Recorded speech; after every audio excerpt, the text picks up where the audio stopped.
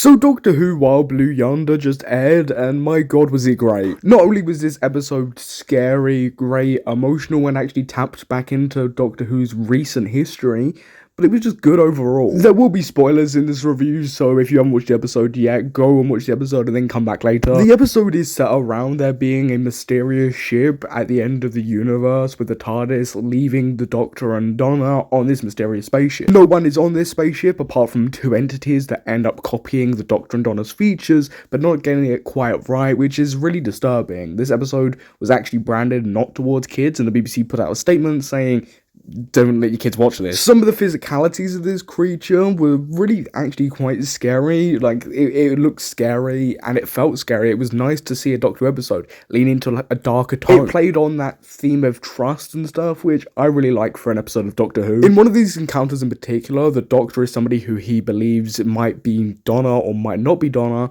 and this person recalls the Doctor's memories for the past 15 years. Apparently, during the Doctor Donna period, Donna saw into the Doctor's mind for the past 15 years that she wasn't with him, and saw things like the flux and the fact that the Doctor isn't from Gallifrey. This episode deals a lot with the Doctor's guilt over half the universe getting destroyed by the flux, which I really like to see. There's even a scene near the end of the episode where the Doctor and Donna sort of have a heart-to-heart over this. The rest of the episode follows suit in that pattern, and it's a good episode.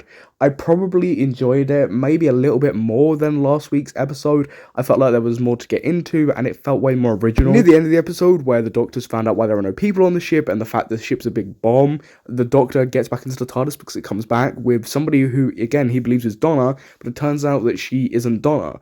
There's a period where we think Donna might die and actually explode on this massive ship.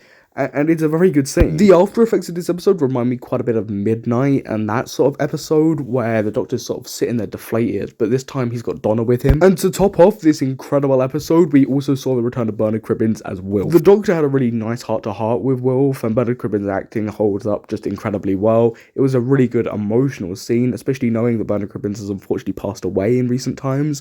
It was just a really good scene in general, and if this is the only time we get with Wilf's character in the 60th anniversary, I'm fine with that. This did enough for me as somebody who really loved him in the 2010 specials and in the 2008 Series 4. Of course, I'm very much hoping he is at least a little bit in the next episode, but I wouldn't be too sad if he isn't, because we've seen him at least in the 60th anniversary, and it's a great way to remember him. We also do get a next time trailer this time round, where we see the Doctor, David Tennant's Doctor, regenerating. We see the regeneration effect on his face, and again, setting up Ncuti, and we actually see Ncuti in the TARDIS at that point. Overall, I think this episode was great. I love the Doctor and Donna's dynamic. I love the themes of this episode. I love how they tackle stuff and flush out the Doctor's feelings on the flux. Something that was a gripe of mine when I watched the flux was the fact that the Doctor's thoughts and feelings on the fact that half the universe got destroyed wasn't addressed. It was brushed past. So I love the fact that in this episode, the Doctor sort of confronts that. Overall, if I had to give this episode a ranking on a scale of 1 to 10, 10 being the best and 1 being the worst,